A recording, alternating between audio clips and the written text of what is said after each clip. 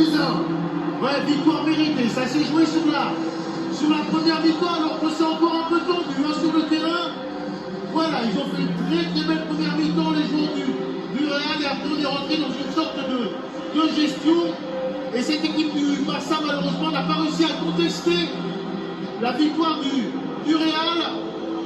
Ils ont manqué de créativité.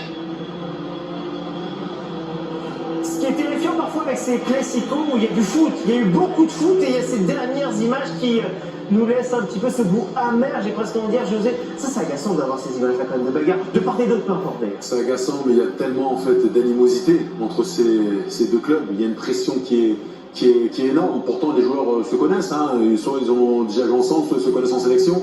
Mais lorsqu'ils portent les deux tuniques, il n'y a plus de pitié et on sent que voilà, il y a énormément d'agressivité et d'électricité. On les voit désormais ces images de joie. Oui, le Real donc qui s'impose, le Barça qui va saluer ses supporters. Info principale à l'issue de ce 262e Classico, le classement. Les 5 points d'avance pour le Real sur le Barça, 27 pour le Real, 22 pour les hommes d'Hansi Flick, Villarreal qui est 3e avec 20 points. Débrief complet autour de ce Classico dans quelques instants. 16 buts pris en 4 classicos, un seul cette fois pour Thibaut Courtois, sauf que son équipe en a marqué 2. Le Real qui s'impose dans ce classico face au Barça, 2-1.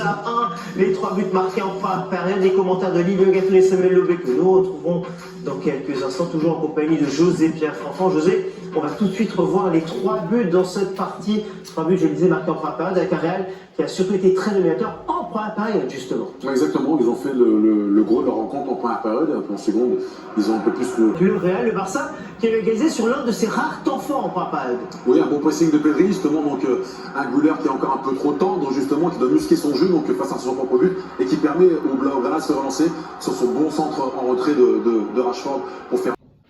Salam salam les amoureux du football, j'espère que vous allez tous bien. Bienvenue dans notre chaîne Les détails du football. Dans cette chaîne, nous parlons que des football. Donc si le football vous intéresse, donc n'oubliez pas de vous abonner et activer la cloche de notification pour ne rater aucune de nos prochaines publications. Les gars, vidéo d'aujourd'hui, nous allons parler sur le Classico qui a terminé tantôt entre le FC Barcelone et le Real Madrid. Le Real Madrid a gagné aujourd'hui le FC Barcelone par la marque de 2 buts à 1, but de Kylian Mbappé et de Jude Bellingham. Du côté du Barça, but de Fermín López.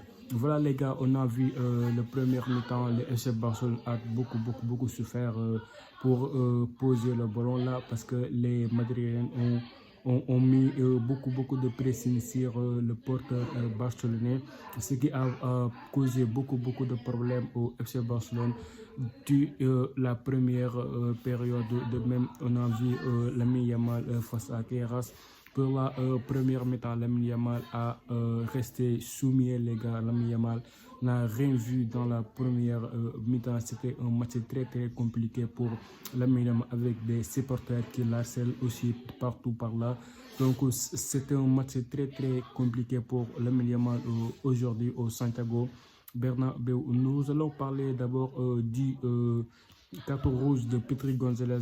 Vraiment pour moi ce carton est vraiment mérité pour Pedri González, parce qu'il a fait. Nous allons parler sur le match du FC Barcelone et le Real Madrid, le Classico d'aujourd'hui les gars.